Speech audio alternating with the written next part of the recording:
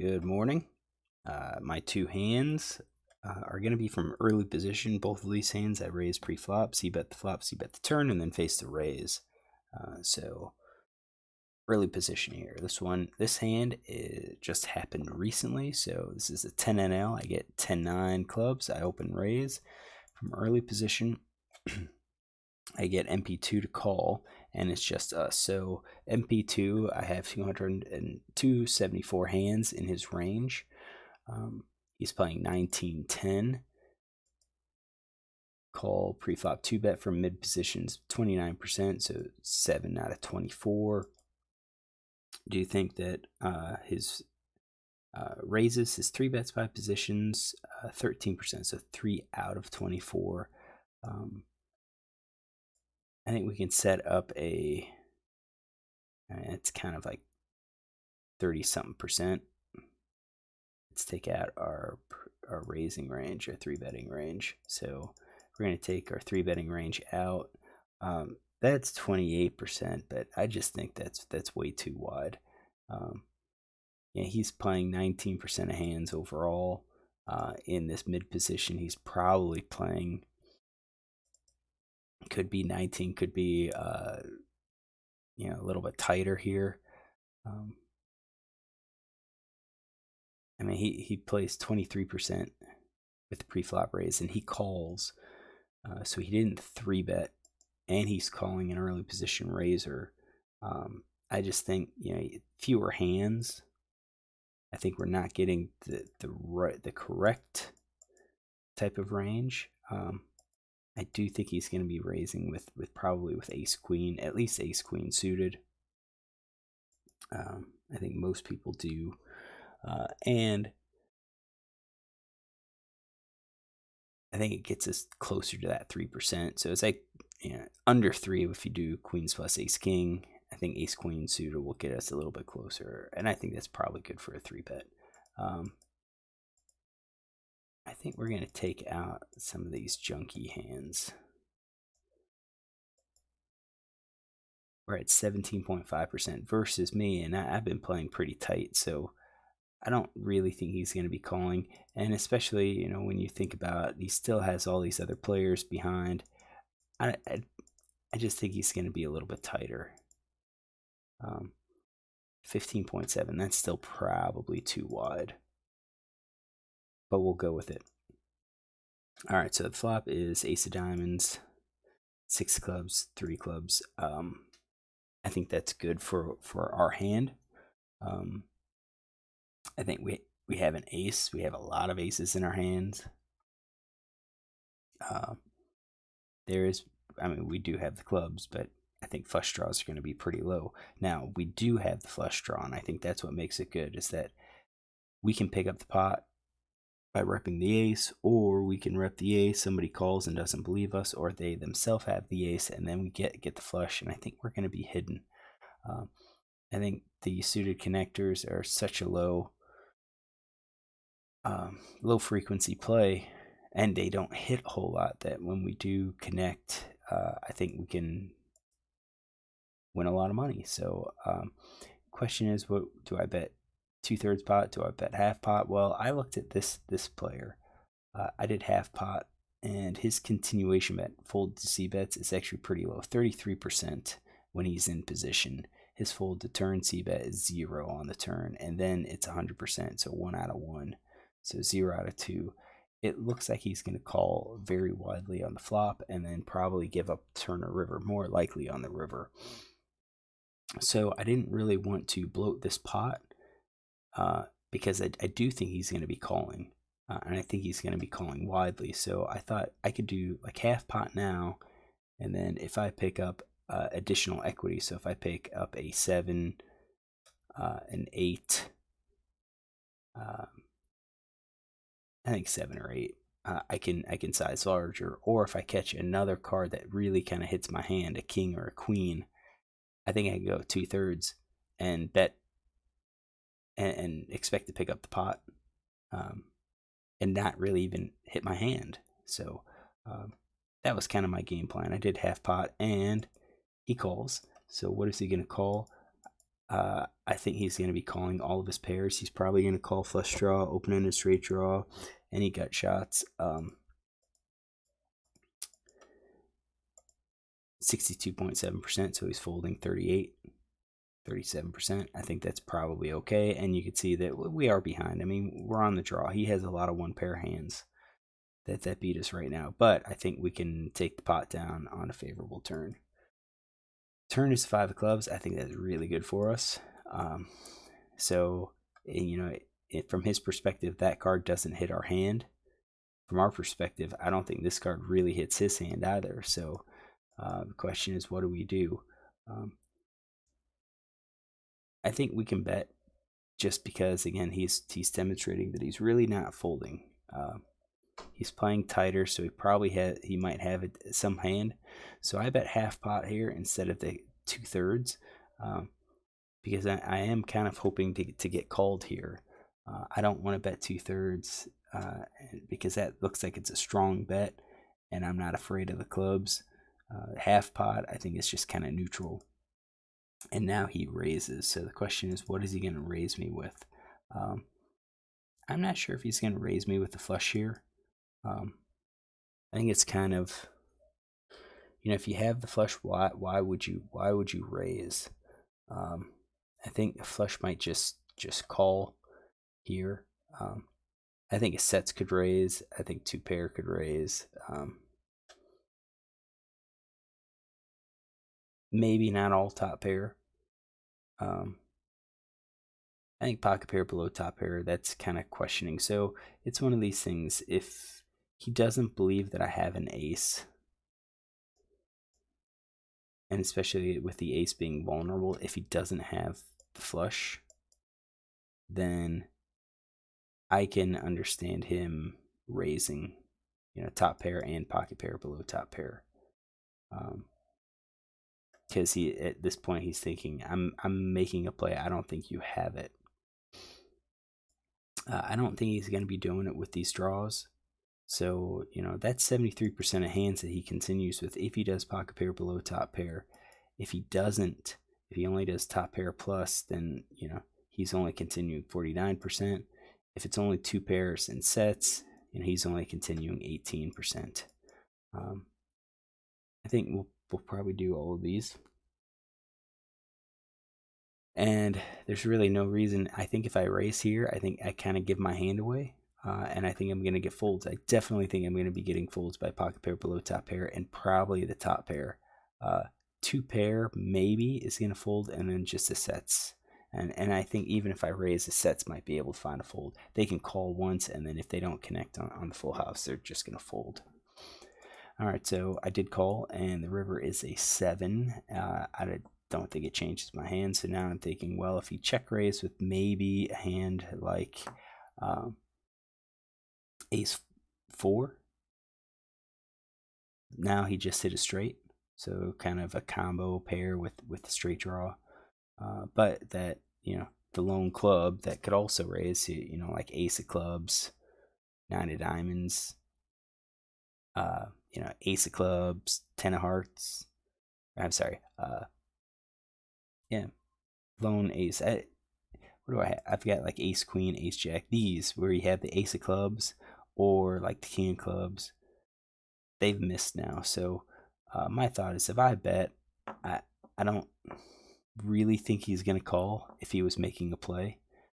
And my call kind of looks like I had like that lone club. So I check hoping that he's going to bet. And I think when he bets, he's probably going to bet with his entire range.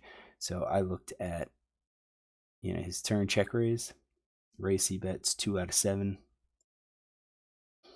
His river Cbet was 100%. So when he took initiative, he bet again the one time.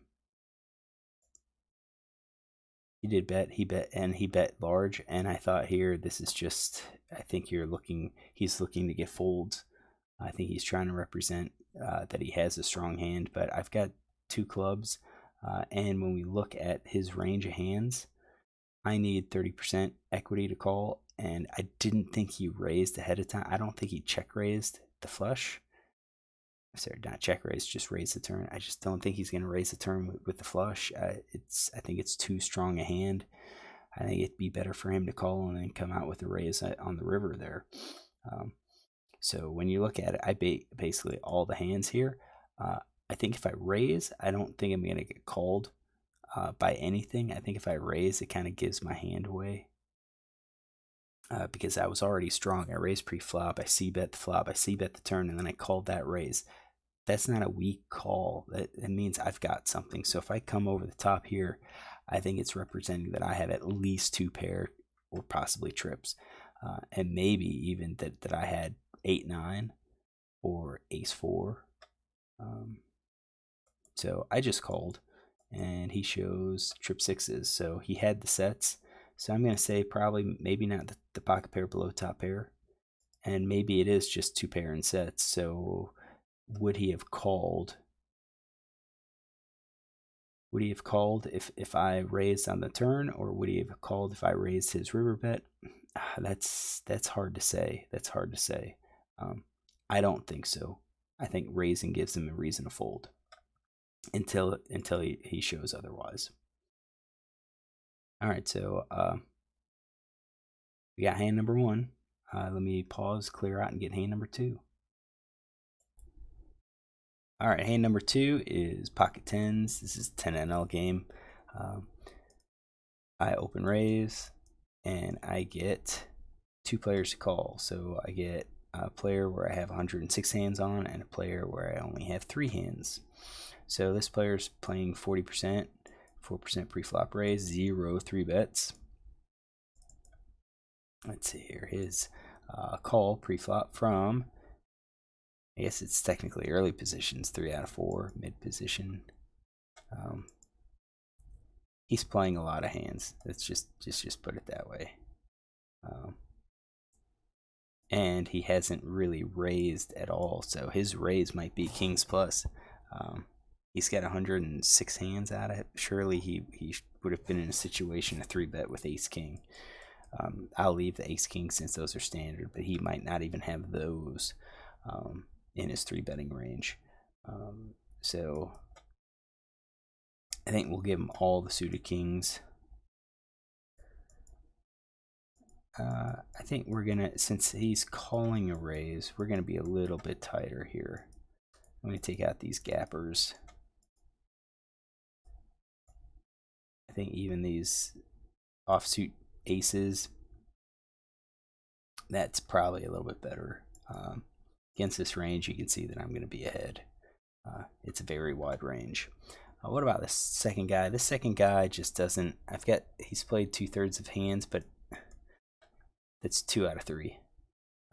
And he's coming with a raise, so now for him to call, he overcalled. Question is, what kind of hand do we go with here? I guess we can kind of just go with this same range. He calls, so maybe he's a little bit wider, possibly.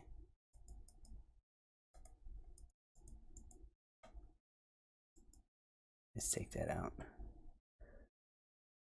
But I'm still going to be ahead. Still going to be ahead of both their ranges. Out of position. Flop is 2-4-2 with 2 hearts, 2 hearts, 4 hearts, 2 diamonds. Not really worried much unless they have, pocket 4s, which I guess they could. So I fired out 7 big blinds into 10.5, so about 2/3 or so. I get the first guy to call, second guy fold, so that makes it easy. Get him out. This guy calls. His fold to Cbet is 50% and 67%. So he was out of position. You had one guy that had position on him. We're going to say he's probably folding maybe around the 50%, 55% range. So what is he going to call with? I think he's going to call with all of his pairs, even his top pair, pocket pair below. He's going to have a lot of pocket pair below top pair. He's going to have overcards, flush draw, open-ended straight draw, gut shots. He's calling with. He probably is calling with ace high hands. here, just because the board's dry, and players that are listed who tend to call with ace high hands, they call the flop and then they fold if they don't catch the ace on the turn. So I think that's probably a good continuance range, and we're still ahead 71%. Turn is a 5 of diamonds. I don't think that really changes. The only hand that kind of becomes a little bit scary is if they played ace 3, and I do have ace 3 in his range. So I bet 16, so I bet 2/3 pot, and he min raises it, and I think that's actually pretty scary here. So he could raise bigger, and I think he could raise bigger on these flush draws, the draw, open it in a straight draws. If he had a 3, miraculous 3, I think all of these draws, I don't think you want to min raise and get people to call with draws. I think he is representing that he has a solid hand, a big hand. I don't think top pair justifies it. I don't think 2-pair justifies it. I think maybe an overpair could bet that 2/3. Maybe this two of kind, so ace 2, king 2, but then straight full house quads. And I'm not even sure if quads raises. Full house, 4s and 5s, that's questionable. So if I have all of full house, I just look at it and say, why would you raise now with full house? Some people like to raise on the turn. They're hoping now to build up the pot, and this is their chance. They make it 32 and I call, and then you have a pot size bet on the river. I think that's it. And again, with that, I'm at 47.5%. It's really these overpairs 6, 7, 8, 9s that I'm ahead of. I do have to worry about jacks and queens, because I don't think this player's the type that's going to raise those pre-flops. Should I call? Well, I'm getting 18% equity, or I need 18% equity to call. I am getting that. I do think we can call, although if we want to exploit the players, I think we could probably fold here. Fold because they probably have a 2 or the straight. I did call, and then the 6 of hearts gets there. I don't think he has a heart draw. So I checked, and I'm kind of waiting. If he bets big again, I think I'm gonna have to fold, because the 6s now connect, and he bets 28. He actually bets smaller, and I think that's kind of like a sucker bet.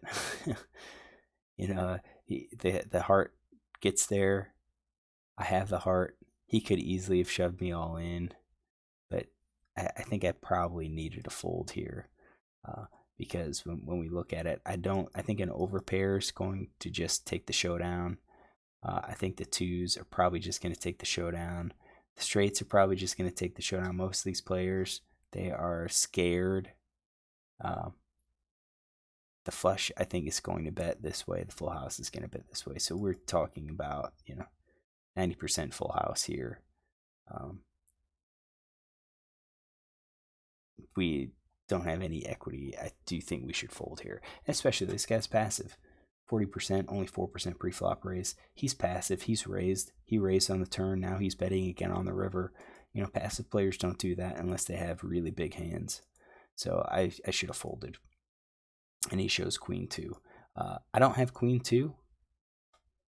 It could have easily been king 2 or ace 2 as far as I'm concerned. So I didn't have queen 2 in his range because I didn't have queen 2 suited there, but I don't think that really changes anything, because I think when you look at it, he's still betting. I mean, he still had that 2 for the raise. He didn't.